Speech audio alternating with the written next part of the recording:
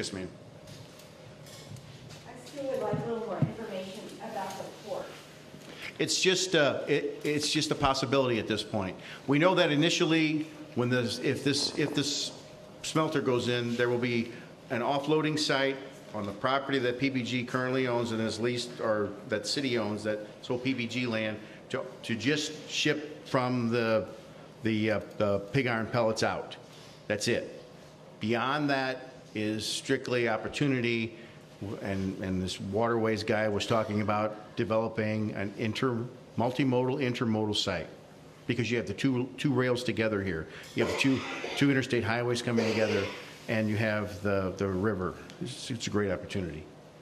But we still would need more information in order to make decisions about that. Yes, ma'am. And I would prefer to have the information before I make a decision rather than after.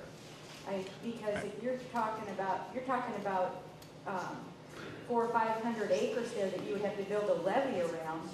No, you wouldn't build a levee around it. It needs to be, because the barges need to come in and get off the channel and get up in there so they can offload them. Yeah, but that whole, even today, you go up there and look at it, all of that's underwater. Right. The whole thing is underwater. And that would be an issue that they'd have to address. I don't know how they do that down south. If you look at the Memphis port, it's a giant port. It's an old horseshoe bend. It's got an island in the middle. I mean, it's thousands and thousands of acres. We can't have anything of that size. We just don't have the topography to do that. So how are we going to find out information about the port? Well, when they make the investment to pay someone to draw up plans, they'll submit them to the city and to MoDOT and to the federal government, and you'll have the opportunity to see them. That's public.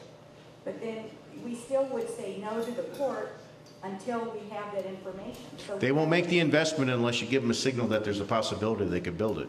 Okay, well, so then we would have to say no to it because we can't allow. Well, it's a cart and horse kind of thing. You can't, you can't make a decision until you see it. They're not going to put the plan together unless they have an opportunity to build it. Then our idea is to say no until we have some more positive information, until we know how much traffic is going to come through our town and how much rail traffic there's going to be. Then we have to say no.